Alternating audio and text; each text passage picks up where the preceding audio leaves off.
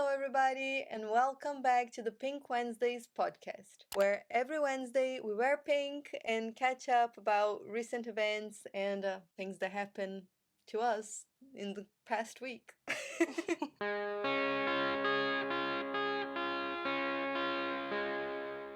Today I have a very, very special guest for the first time ever.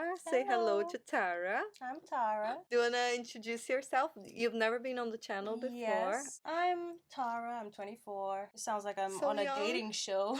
Hello, I'm Tara. I'm 24. And shoot, I don't know what to say about myself. So we should tell them how we met. Okay. So we met through the internet. Interwebs. I suppose you used to follow me, right? Yes, I went to one of your shows, and that's where I met you for the first time. And fun story, you were the starting point of my relationship with my boyfriend because you introduced me to one of your friends, and then through that friend I met my current boyfriend now. So sweet. Yeah. Oh. I have a lot of thanks to you. Oh, that's the sweetest story ever. And you've been together for like 2 years now, haven't you? Yes, we've been official for just over a year, I think, a year and a half.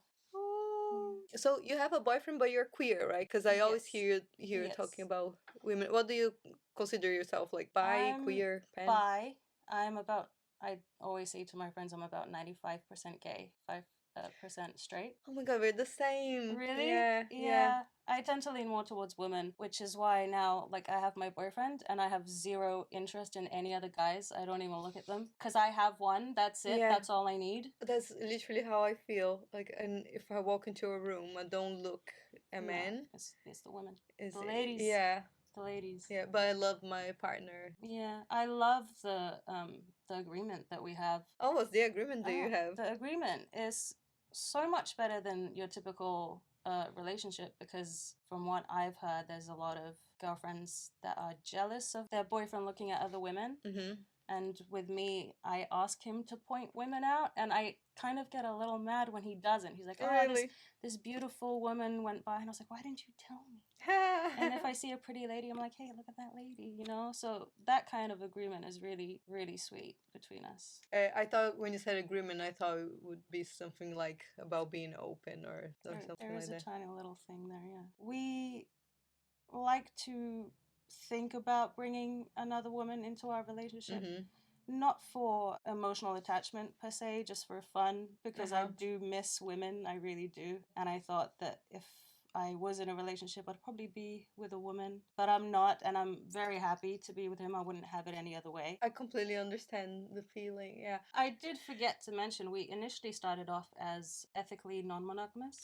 Ah, did you? Yeah. How did that work out for you? It was fine. For a while, we didn't end up really doing all that much, just, me with my girlfriends and stuff. Yeah. I was open for a little bit at the beginning, but I'm a bit jealous. Yes. Yeah. I think that is why we had to shut it off. Yeah. Yeah, and it's got to be fair, it can't be just one-sided. Exactly, yeah.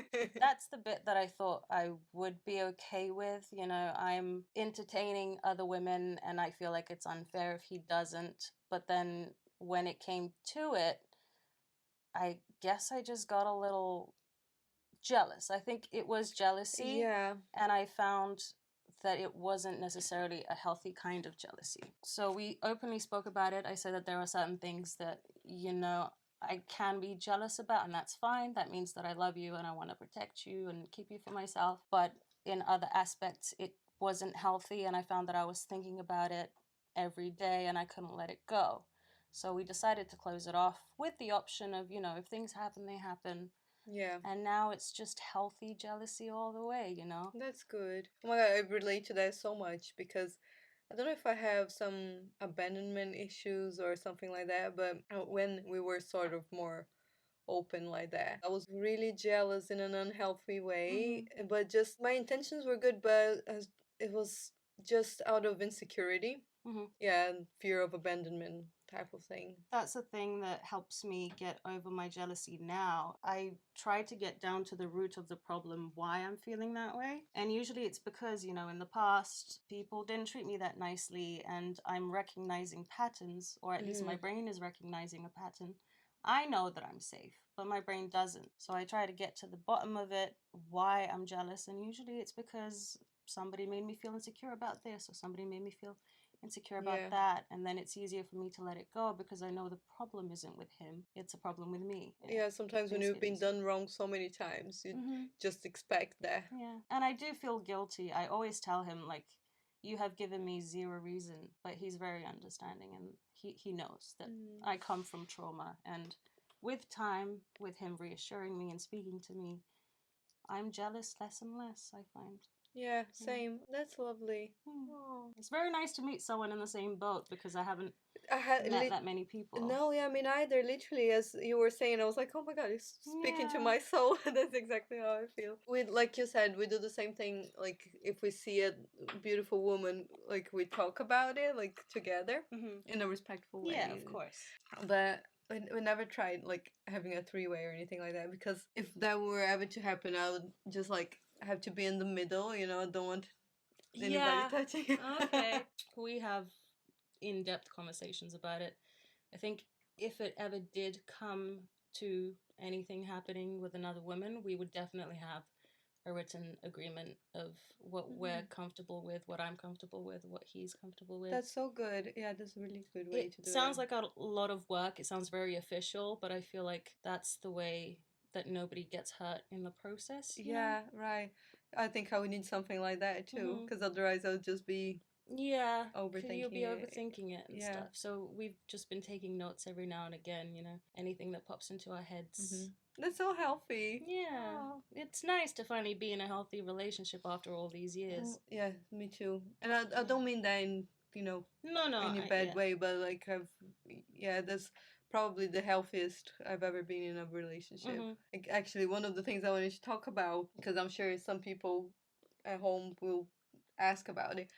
Just yesterday, I made about half of my videos private. I just went through everything and I made almost all my like love life related videos private, which was a big step for me. And if I told myself like 5 years ago that I was gonna do that, like I wouldn't believe it, because some of my most popular videos were like the love life for the shock videos. value, I think.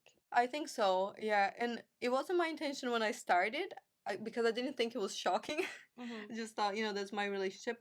But once it got started and, you know, I saw the numbers going up and that became my job, it's kind of addictive and you can lose sight of things a little bit. And you just keep chasing that number and sort of like going crazier and crazier, and like in the sense of like exposing more and more of your own life to chase that. I kind of lost sight of what's really important with that.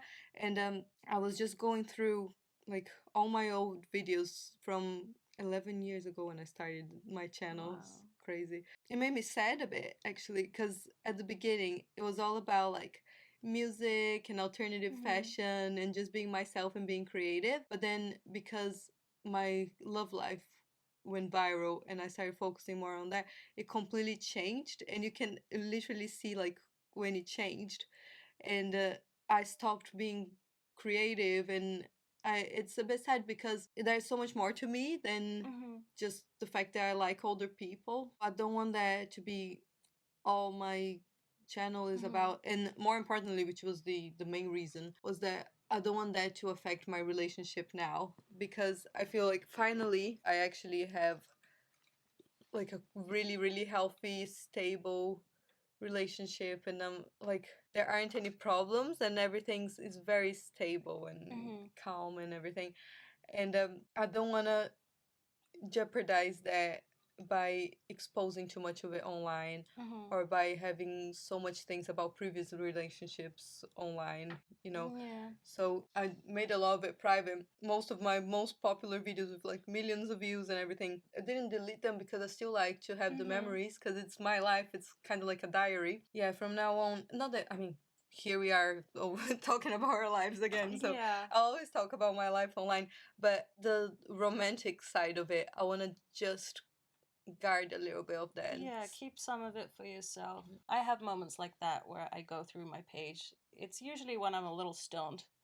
That's when I get a little self-conscious of things, a little panicky, so I would go through my Instagram feed and think, oh, this photo isn't the way that I want it to be, and then I delete like 10, 20 things right off the bat and then kind of regret it later on. Yeah, it's better to put things on private because then you always have it, at least for the memories. Yes, and I have one account that got amazing, like a very high amount of followers and likes, and it just wasn't me, and I didn't want to delete it, so I still have it. Oh, really? I still have it for the memories because I made a lot of friends through that, and I want to keep it all, but I just don't agree with everything that I agreed with back then. So what did you do on the account? It was a fan account for Melanie Martinez. Oh, I love Melanie Martinez. Well, although there were some problematic things, but I love her music. Yeah, one of the reasons why I wanted to delete it was also because the fan base, at least from my personal experience, her fans are a bit mean. Really? They're not the friendliest. But like I said, I made a lot of good friends through it. But a lot of them are very... I just don't agree with their views and the things that they say online. I was actually I was looking through your Instagram the other day. We're just saying before we started filming that we don't know each other that well, right?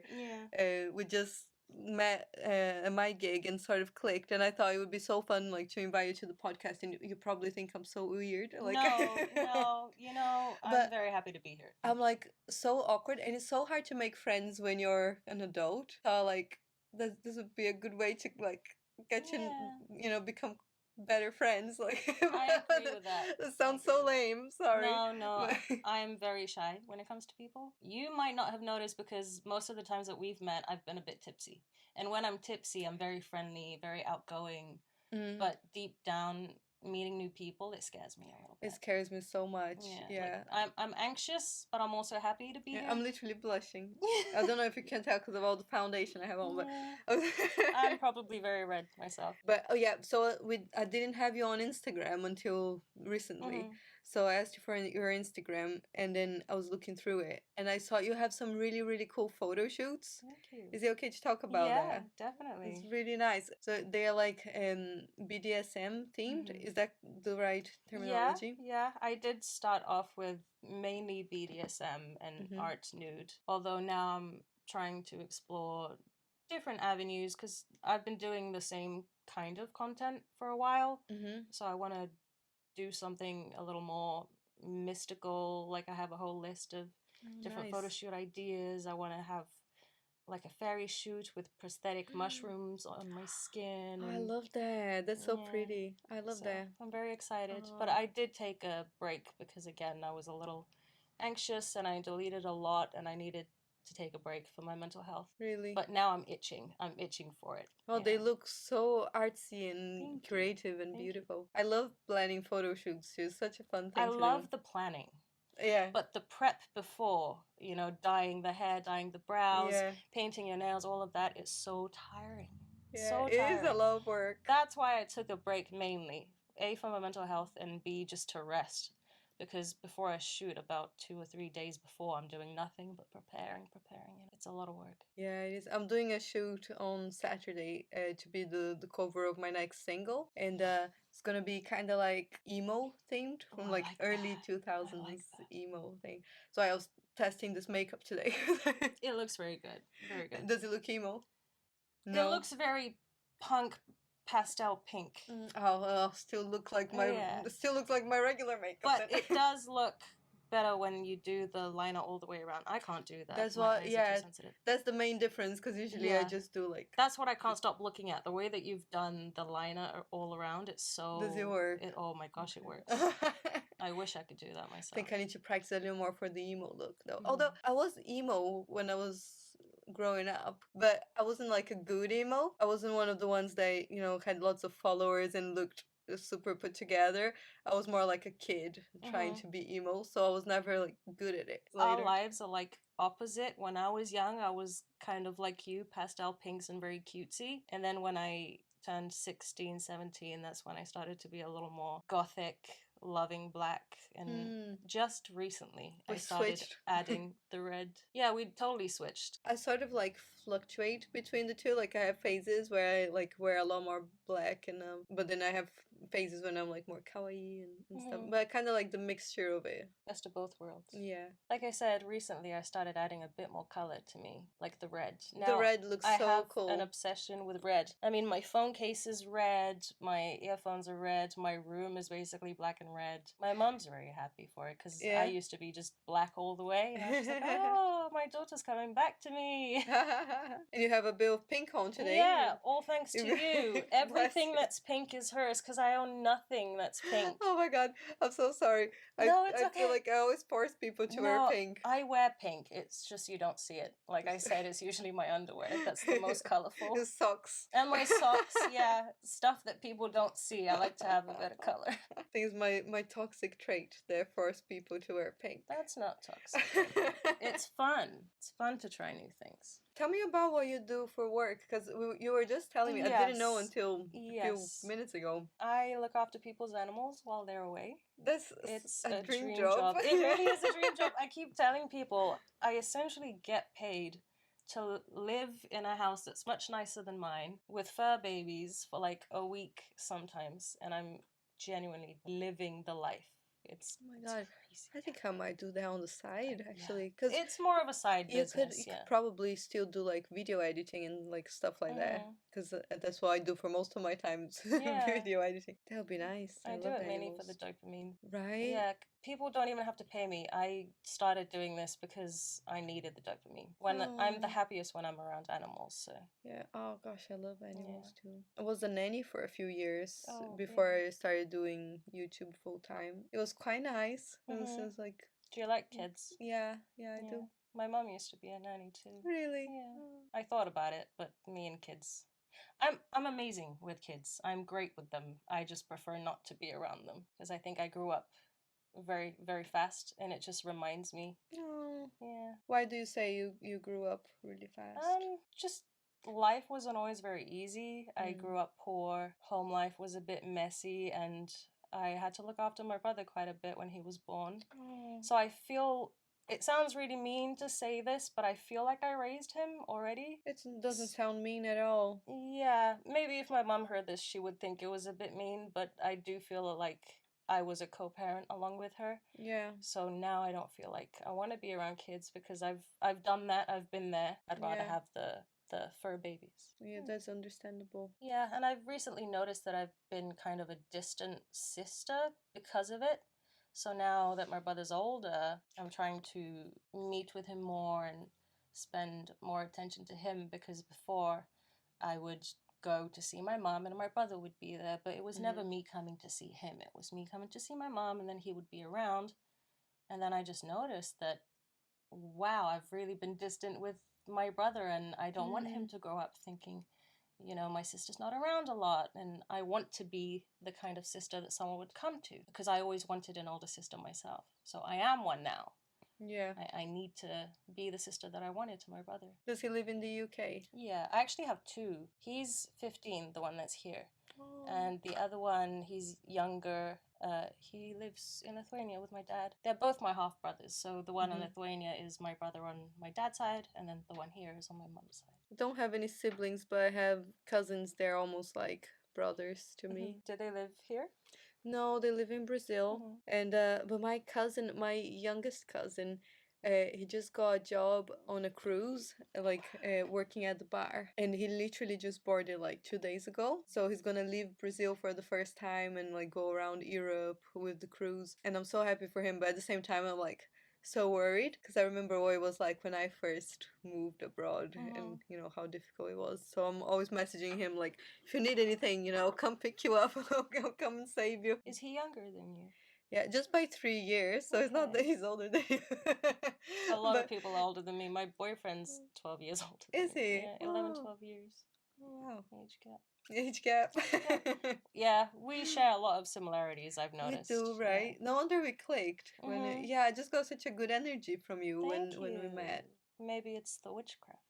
Oh, that's another thing that I had thought of asking you about. That you are into witchcraft, Did I right? tell you that? How did you know about that? Eileen told me. Oh, okay. So did Yeah. you? How does she know about it? Did you? I You think must I have might told her. have told her. I remember telling someone when we met, but I don't remember who it was. I was kind of tipsy back then, so I share a lot of things. Yeah. I should have like just had you on as how I guessed it. Had a feeling you. Yeah. No, yeah, she told me. But so what's your practice like? Recently I haven't been practicing all that much, Mhm. but I read this Wikipedia. Mm. Wikipedia.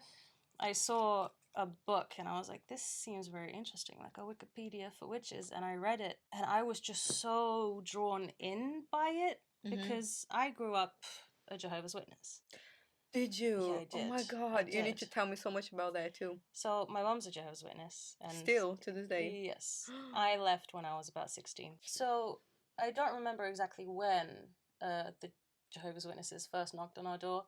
I think I was about 10, maybe 11. So I went along. I didn't agree with a lot of it towards the end. You know, you go because your parents go, and your parents tell you to go, so you go. And after I moved out, I thought, I'm not doing this anymore. But I felt like there was something else. It's not, I don't feel like there's a God, and if there is a God, I feel very averted towards that idea. I feel like it's a bit hypocritical, egotistical, and oh my god, yes. but I felt like there was something bigger than us anyway.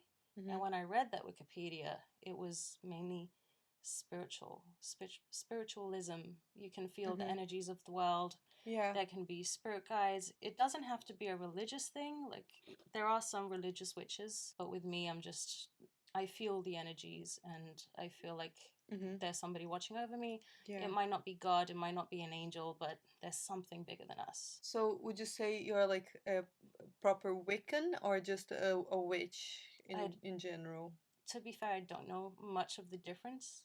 Do you? I think based on what like I read when I was researching it, Wiccan is more of a like set religion with its like with set like parameters. Like and yeah, and then being a witch is a bit more like you know you do your own practice, so but probably a witch. I could be wrong. I'm probably a witch. I've only read a few books about it. I don't have like perimeters that I put myself in. I don't label it as anything. Yeah. I just want to do good and get good in return. And I've noticed since I started practicing, a lot of crazy things would happen. I can sense things happening before they happen.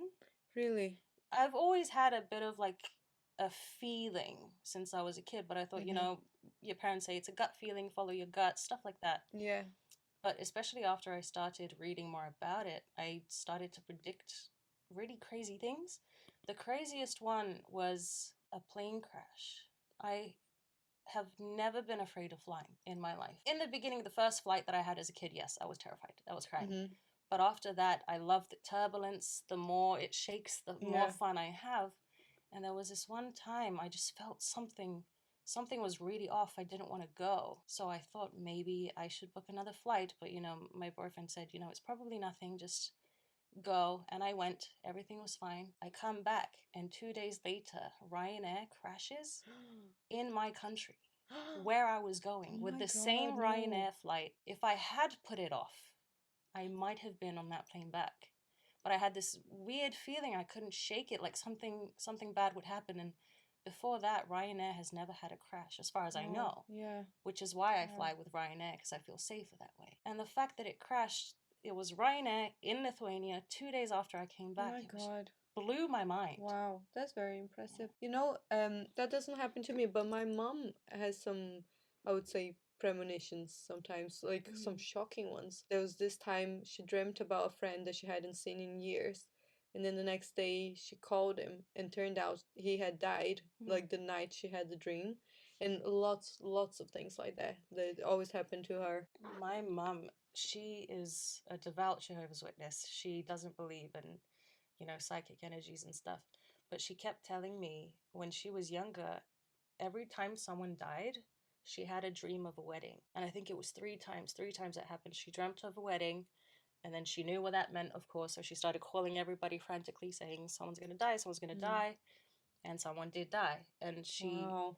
predicted it with my grandpa, I think. Wow. I don't believe in like God specifically because like you were saying, like even if he did exist, I would disagree with so much about it. Like if you're so powerful and you exist, why are people suffering? Why aren't you like saving everybody, and like such horrible things happen, like why aren't you saving them?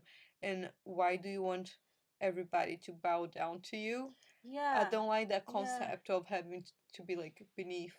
I do think if God was a human, I don't think that it would be right to dedicate your entire life to this being. And then if you don't, you burn in hell for all eternity. Yes, but then they say, you know, he has unconditional love. He loves you no matter what you do. Well, but clearly not, because if you clearly don't love not. him back, he burns you. Or, Yeah. well, not him specifically, but lets you go to hell to burn. In Jehovah's Witnesses, they don't actually believe in hell or heaven. Oh, really? Yeah, there's Armageddon, and then either you get into, say, paradise on earth, or you just get destroyed forever. That's almost scarier. Well, I'd rather be destroyed than be in hell if, say, hell That's is true, real. yeah. Although that's sort of, I don't want to believe in that, but really, like when push comes to shove, that's what I believe in, is that we just stop existing when we die. And but I hate believing that because it's scary, isn't it? It can be, But really, I used to that's be what I think happens. very afraid of dying, especially when I was a Jehovah's Witness, because every wrong move I did, I was like, that's it, I'm not getting into paradise.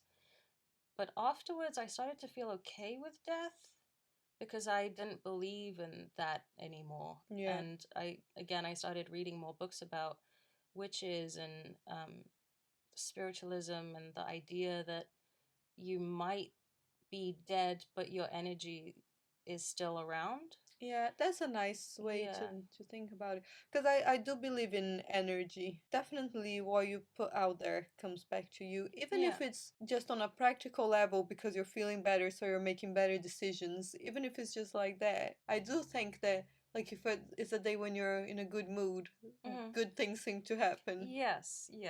So I do believe in that sort of like the law of attraction to a point. You know, I don't think you can just be home doing nothing and just manifest like I've being a billionaire. Yeah, doesn't work every time. But I think to a certain extent, I believe in that. I've noticed also not just the premonitions that I've had since then, but the way that animals perceive me has changed. Really? It has. I don't know, maybe it's because I'm working with animals and I have better practice and they can just sense that. But every time I've had a really bad day and I didn't feel safe at home, I would go on a walk. And I would walk and I'd walk and I'd walk.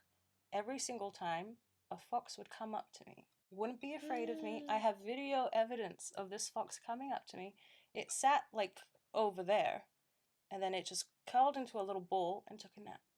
In the middle of the night, it was like maybe 1 a.m., and I'm crying, obviously, I'm sad, and it just comes up to me, it sniffs me, sits down, takes a nap, and I think, okay, this is my sign. I'm going to sit down and I'm going to nap with this little fox on the side of the street. Actually, the day that me and my boyfriend met, I got bit by a fox. Really? It was my own fault. I'm one of those people, very You always try annoying. to pet them? No, I try to feed them. Oh, but not only do I feed them, I want to hand feed them. I don't blame you. Yeah. I never had a garden, so I never had the opportunity to try to hand feed them. But if I had, trust me, I would. Yeah, that was a very fun way to meet your forever after. What did you have to do? Did you have to go to hospital or? I looked it up. I think you have about 3 days to get a tetanus shot. So I thought, let me not ruin tonight, have a good time, and then go. I went the next day. They didn't want to give me the tetanus shot though. Really? Yeah, apparently the cut wasn't that deep. Oh, come on. But logically speaking, that's just I'm bleeding. them trying to save money. Yeah. Probably. I had to fight them for it because they said it's not deep enough, but its mouth punctured my skin. I'm bleeding. How? I don't understand. But anyway, they gave it to me and I left, and it's just a story that sticks in my mind now forever. My spirit animal is a fox for sure. My mom really loves foxes a lot, and I wonder if that has something to do with her energy too. Could be, yeah. They do sense kind people. I have a tattoo of a fox. It was the only tattoo that had no meaning. I'm one of those people that need to have a meaning for a tattoo. But I went to this tattoo convention and I got this fox and a moon. It's on the back of my arm.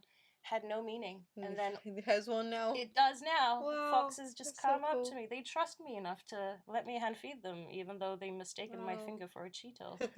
How many tattoos do you have? 15, 16 maybe? I want to get so many more. How many do you have? I have. They're all tiny in yeah. comparison. You're One, simplistic 2, 3, person. 4. I have another one somewhere. Wait. Oh, yeah. No. I always miscount. Oh, yeah, 5. This one, too. Okay. That's my state. Oh, okay. And that's my mom's handwriting. Tattoo with my ex. Oh, yeah. That's for my subscribers. And that's music. My cover up is actually a matching tattoo with my ex. I kind of did him dirty without realizing. I was going to get this tattoo anyway. It says love is patience in Arabic, and it had a little heart next to it. Oh, so I had it on the collarbone here where the snake is. Oh, wow. You can't see it, but it was here. Sometimes you can feel the bump of where it used to be. The snake looks beautiful though. Thank you. So I was going to get the tattoo anyway, and I said, hey, do you want to be a little crazy and get the same thing I'm getting? Yeah. I was like, yeah. And then we broke up. Oh. And the reason I covered it is not because we broke up. I kept it for many, many years afterwards. So I knew I wasn't going to regret it anyway. Yeah. But he might, because the only reason he got it was for you. It was because of me. Bless him. But I ended up getting it covered up because I just realized I have no patience. Yeah. Love is patience, but I have none. But now I found love anyway. It was just a little cringy to me. I didn't relate with it at all. I'm still friends with my ex, as you know, so it's a friendship you don't tattoo regret now. it at all, yeah. No cover-ups needed for you. But I want to get like some bigger ones, or maybe like I like when there are lots of little minimalistic ones, but like a lot more than what I have now. Like I want to visibly have tattoos, because right now you look at me, I don't look like I have tattoos. Yeah, until you really, really look tiny ones. Yeah. But I always wanted them, but I always feared I would regret them. But I think I've lived long enough now to know that I'll always be a bit alternative. Yeah. I had to wait a few years before they let me do hand tattoos. Really? Yeah, because I wanted it as my first tattoo. I think it was this I wanted to get as my first. And they said, no, your first tattoo has to be somewhere else. You know, I love hand tattoos so much. And actually, my first ever idea for a tattoo was this one too, because it's a treble clef on my ring finger. So it's sort of like married to the music. Yeah, a bit that's cheesy, sweet. but Sweet. So that was my first idea. And I went to a few tattoo artists and they were like, oh, but on your finger it's going to get smudged. It's blah, blah, blah, blah, blah. And you're going to How many did you have to go to before they agreed? Probably went to like 3 different ones and gave up. And then this one, the matching one, ended up being my first. And then later on, I met a follower who was a tattoo artist, and she did it. Oh, wow. Do you like the pain of it?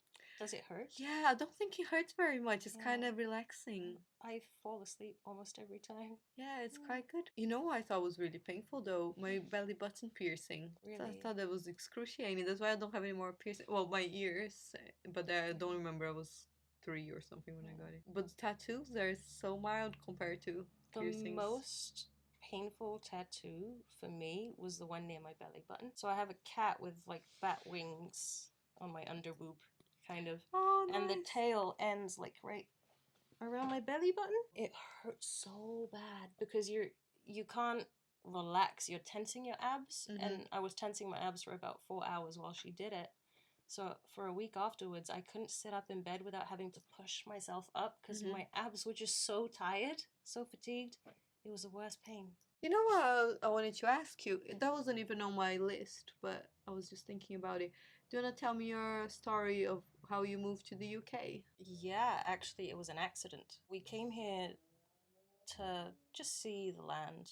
I think, at least that's what I was told. We came here to visit, and then we kind of just never went back. With your my family? Mom. It was my mom and her boyfriend at the time, who is the father of my brother that lives here. We just ended up staying here. I don't remember the reasons. I was too young, so... How old were you? 7.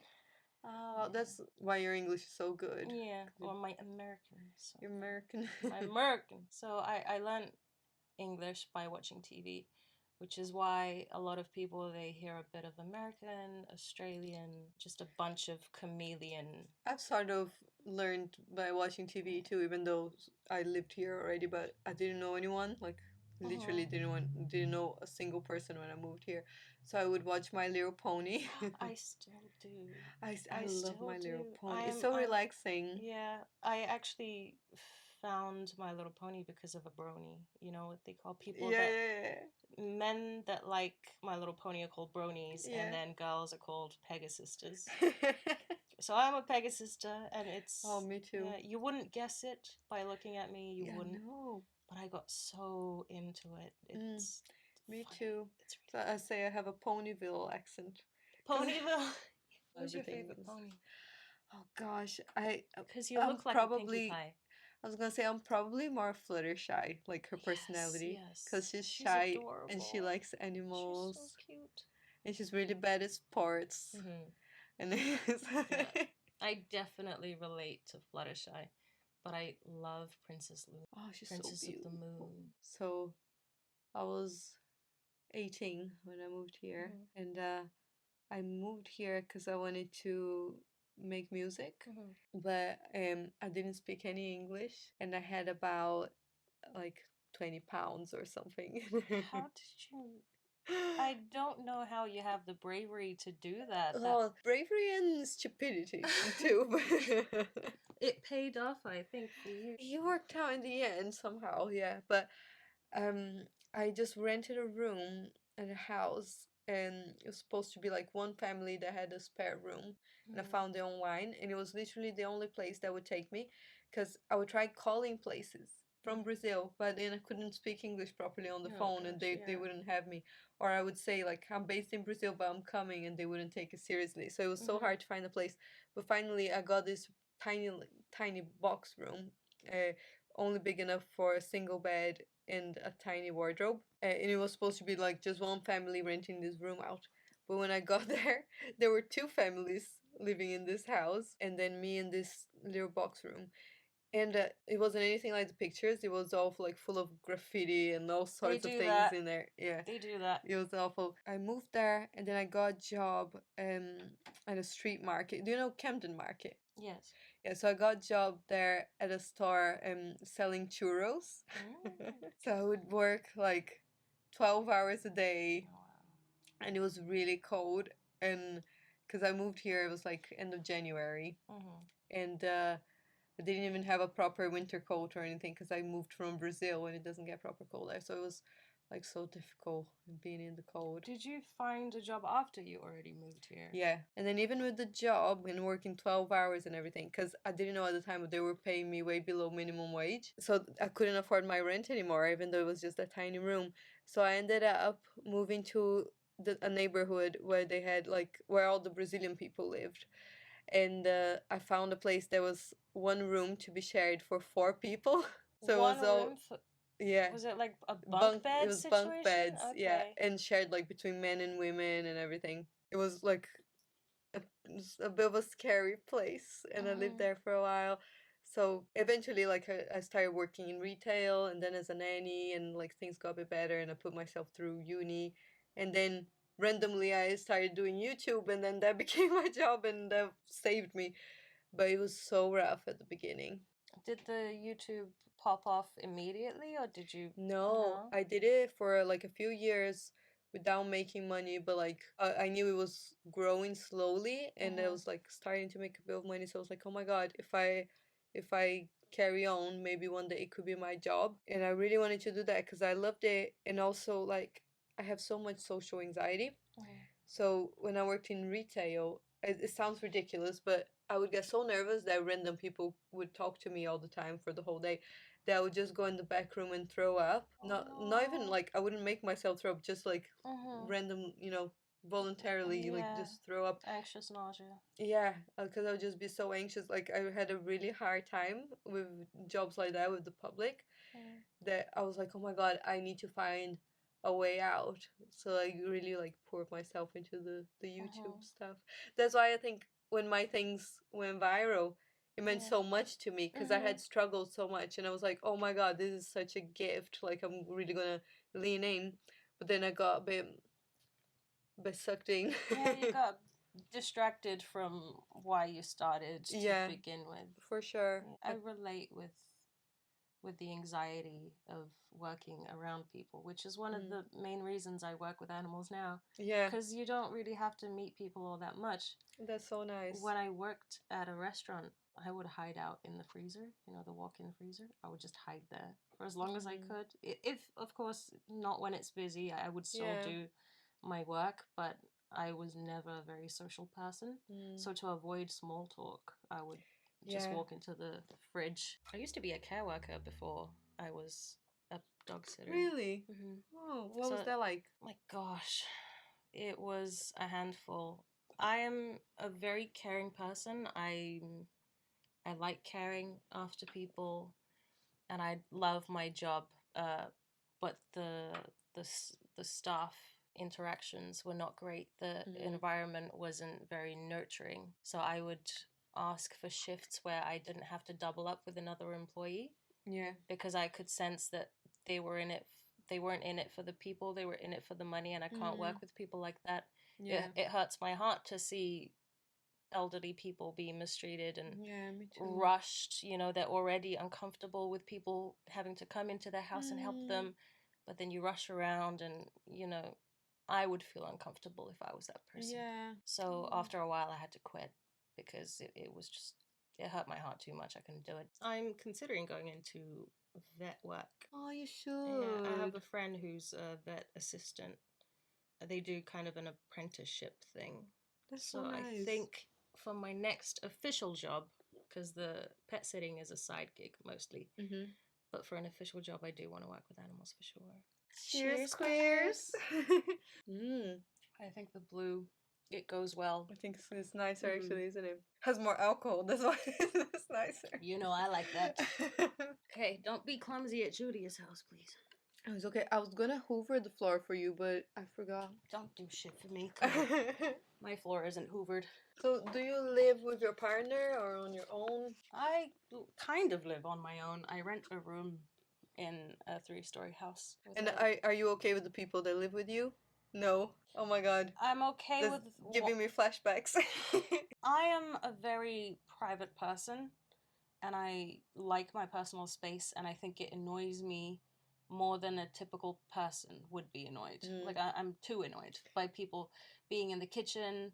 I get very anxious, and then I forget what I'm doing. I'm on autopilot, and I do the silliest things when people are in the same kitchen. So I have to put my meals off or skip a meal if someone's in there, because I know I'm just gonna make a fool of myself. I was just talking to Keith about that yesterday, randomly, about living in shared accommodation and how bad I am at that. Because I lived in shared accommodation a few times, like when I first moved to the UK, and then when I moved to the US for a few months. And the people living in the apartment where I was were really nice and everything, but I have like a social battery. Oh, me too. I'm okay if I prepare myself mentally and I know I'm gonna socialize. Yep. But when I come home, unless it's someone that I'm super, super close to, like a partner or something, or a family member, I need to be, like, to actually take the mask off and relax when I get home. I don't mean take the mask off in the sense of being fake. I don't mean like that, but like, no, I know. Yeah. I need to put that, I don't know, make myself stronger to be able to socialize, because I find it so difficult. But then I need a moment to not do that when I get home. But then if you live with other people, it's impossible. It's impossible. So you need to always be on. And I would do some crazy shit when I when I lived in shared accommodation. I mean, not that crazy, but people probably thought it was really rude. What? Like, I would have a microwave in my room and a freezer in my room, and that's normal for the UK. I would only have like disposable cutlery, so I literally no dishes. Yeah, so I would literally cook and eat and do everything in my room, and I would just come out, quickly to go to the bathroom. I would wait until I couldn't hear any noises. Oh, me too. I still do go that. to the bathroom. I still do that. And then only go to the kitchen to throw something, in the garbage, and like listen if there wasn't anybody, and be always like hiding away. But then everybody thought it was so strange because they would see me on social media, like airing my business and doing music and all sorts of things, and they'd be like, "But why at home she's like just hiding away?" The people that were there, they knew that you were present. Yeah. on the internet? Yeah. So Okay. they would watch it and they would be like this completely different person. Yeah, but it's a camera and it's you. It's not other people watching you, not immediately at least. You have control of when you put it on, so I feel like it's different It's different. Yeah, I just get online. really like socially awkward like that. I get so drained, which is why I Yeah. think me living with other people is not something that's good for me Yeah, same. because I skip meals. I Mm. hardly ever leave my room because what if I bump into someone and Oh, I'm same. not ready? I didn't prepare myself to speak. Oh, how's the weather today? Or it's nice and sunny. Or oh, look at all the dishes. I hate small talk, especially when I want to come home after a long day of socializing to socially recharge.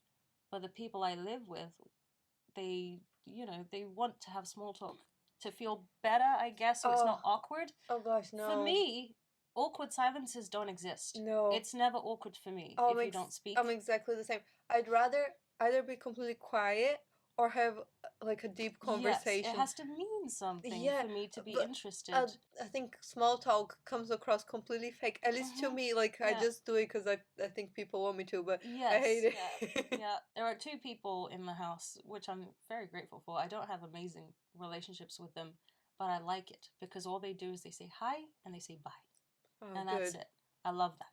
Mhm. But there are times when, you go downstairs and you know from the energy that they're going to want to speak to you and you're going to have to Yeah. speak back, but if you don't speak back, you'll sound rude and I don't want to impose, my distaste for small talk. Like, Yeah. hey, hello, I don't like small talk, so don't speak to me. Like, Yeah. I'm not going to And do that. people don't get it. People just think They you're think rude. it's rude, yeah. Yeah. So what was that thing you were telling me about that trend? It's like if you broke into someone's house. Yes. Okay, so you break into someone's house to mildly or majorly inconvenience them. What do you do? Oh, you need to give me some examples first. What Okay, would you do? I have a lot of really funny ones. I would steal every single left shoe in the house. I would steal the lids off of everything. Like your drinks, your makeup, your saucepans have no lids. You go into the bathroom and there's no toilet tank lid, so you can't flush the toilet. Swap the salt for sugar. Oh, that's a good one. Yeah. People have some really creative ones. I love reading people's comments. Oh gosh, I don't know what I would do now. Let me think. I think I took all the good ones. I'm You sorry. took all the I good took all the ones. good ones.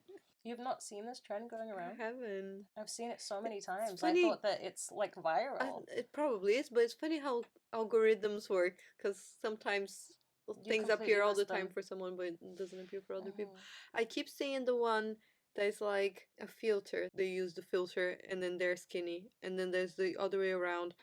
There's a skinny person and they use the filter and makes them bigger. But I think it's a bit rude. It is a bit. I It is mean, a bit rude, right? Or is it it just me? depends. It depends on what your reasons are for using filters. Because I have a bit of a difficult relationship when it comes to filters. Yeah. I grew up with filters being so wildly accepted that I had hundreds of photos of myself, but not a single one without a filter. Mm. And I only noticed after I had to send a photo for my passport. And I realized I have so many photos and none of them is my real face. Wow. So I had to phase them out in a way, and now I hardly ever use them. But I feel like those filters, they can be damaging. There's some room for it to go wrong, doesn't it? A lot. Yeah. I think majority of filters, they have more negative effects than they do positive. I love to use silly ones, ones where they don't make your face makeup-y, but they turn you into like a dog. a or dog something. or a frog, Oh, remember when Snapchat was popular and there was that The dog dog, filter? the OG dog with the tongue that comes that was out. so cute. You don't use a lot of filters, do you? I've never No. noticed. I used to a few years ago too, but I stopped because, yeah, same reason as you. Like, it's a bit too much, and it's so obvious too when you're using a filter. I might like if it's a picture, I might edit it a bit, but mostly like the coloring, so it pops a bit more. But I try not to go too crazy because a few years ago I used to go a bit crazy with Facetune, like more on my body than on my face, like making my boobs bigger and things Oh, like yeah. that. Girl, I remember the days. And there are some pictures sometimes when I look at my older stuff, I'm like, oh my god. Did you really think it looked real? Yes. But the thing is, you don't notice it because you're so used to seeing yourself with a filter that when you finally see your face, it's like you don't recognize that person. Yeah. And that's what happened with me. I had to phase it out because when I take a picture of myself, it's like, this isn't me. But it is me. I've just taught myself that, filters... It's so dangerous, isn't it? That we think we should look like we do with filters on, and that's impossible. Nobody looks like that. It's entirely impossible. Like, I have a very textured skin. Like, you can see my pores, you can see where I've had scars from acne and stuff, and it took a very long time for me to find wrinkles beautiful. Like, I used to hide my stretch marks, and now I look at them and I think they're delicious. I see a woman with stretch marks and it's like, this is a story of life. Every scar you have, it's something that happened to you at one point or another. But with the filters, you're just erasing everything that makes you you, everything that... That's a beautiful way to put it. Oh, it's making me emotional. It's funny doing social media because you keep seeing your face so much every day, like always, looking at your face in the videos, in the pictures, and like when I'm editing a video, like this video for example that we're filming right now, it's gonna take me 2 days to edit it. So I'm gonna be looking at my own face for 2 days, and then you start seeing things a bit too much and getting a bit obsessed, and it's not very good. Yeah, something Steve, my boyfriend, told me, and it really stuck in my mind, is you don't notice the things that I notice because you've spent your entire life over analyzing your face. You look at yourself in the mirror, you do the makeup, you take photos, you edit the photos. All you see is yourself, and you notice things that nobody else has noticed because they don't overanalyze. They don't look at your photo for 5 hours thinking, oh, I look funny there and I look funny there, You know what people have been saying about me this week? I have not. I have not. It's so silly. I think it's silly, at least. Maybe it's not. So, a few months ago, I lost a bunch of weight, right? And at first, a lot of people were like, oh my god, you look horrible, you're too skinny now, da da da. Yeah. Then, I, not on purpose, but I put some of the weight back on. Not even all of it, probably just like half of it. Yeah. So, I think I'm, pretty happy. I was happy anyway, but, just not on purpose, but I've just been eating more. And more snacks, more beer. And now, every now and then, I see a comment of people saying that I look pregnant. And sometimes it's not even people trying to be rude. It's just like, oh, you're glowing. Are you pregnant? Oh my gosh. I mean... I'm like, I can't win. You can't. I'm either too skinny or pregnant. That's the thing with social media. It doesn't matter what you do, they will pick and prod. You're too skinny, and then you're too fat, and now, oh my gosh, are you pregnant? It's like, I think we've made it normal to comment on other people's bodies. Yeah. Social media has taught us that it's okay to tell people, even if you think that you're saying it out of the kindness of your heart. It's too much. The internet is too much. It's crazy. And I'm like, and now I'm like overthinking it. I'm like, no. Do I have a beer belly? I mean, no. Today, I speak all high and mighty, but I also have these self-critical moments. I mean, right now I'm wearing underwear that like tucks your belly in. You don't need it. You're perfect. I know I don't need it, but that's the thing with social media. We say that about our friends, but when it's like it's ourselves, we don't listen. Yeah, exactly. Yeah, same. Yeah, I honestly don't see how people can think that you're pregnant, and even if you are, wait for them to say it first. Why would you say it on the internet? Oh my gosh, she's pregnant. But no, there's no way I could possibly be pregnant. Yeah. I mean, people...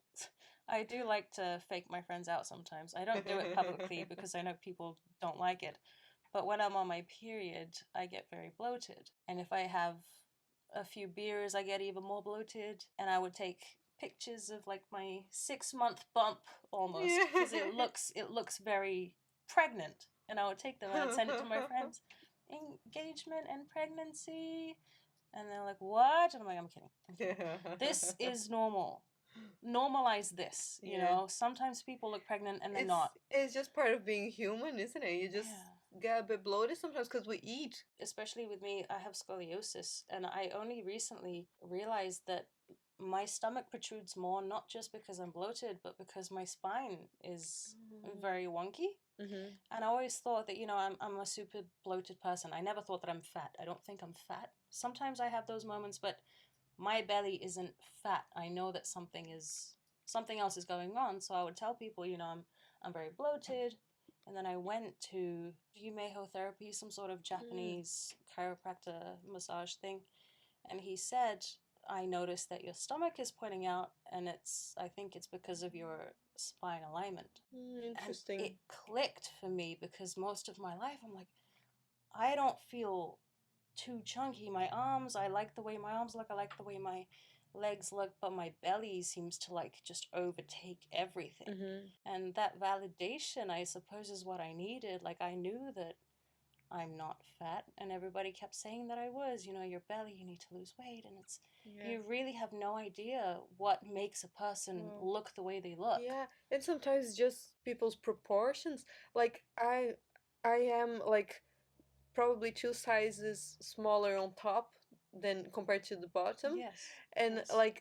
if I take literally, if today I took a picture of myself from the waist up and posted it, people with my arms out, people will be like, "Oh, you're too skinny," because I have really skinny arms and this bit. But then if I post a picture of my belly and thighs, people will be like, "Oh, you're pregnant." No. But it's literally sometimes it's the same body, but it's just different proportions different or angles different too, angles. different lighting. Yeah. I think photography really made me fall in love with my body in a way that I never thought was possible.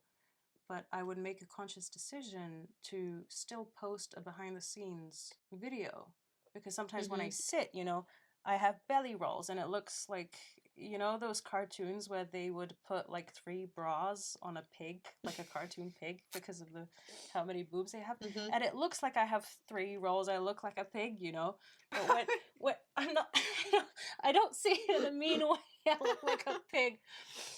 But you know what I'm getting at? You pose and there's lighting in a certain way, and then they edit out simple pimples because that's not you. That's not what you look like. It's okay to remove stuff from time to time. But then you sit and you relax. You're not posing, and then it's like, wow. It's such a difference, yeah. It feels like I'm faking it in a way because I post the pretty ones, but I do try to remember to keep the ones where I think I don't look too good. I like showing both sides too. I always post vlogs and things where I don't have makeup, and then you see the difference in how someone can look like a completely different human. Because I love that. Everybody's like that. Nobody looks like the Kardashians or a Barbie 24/7. You look great anyway. You're so nice. Oh, you are.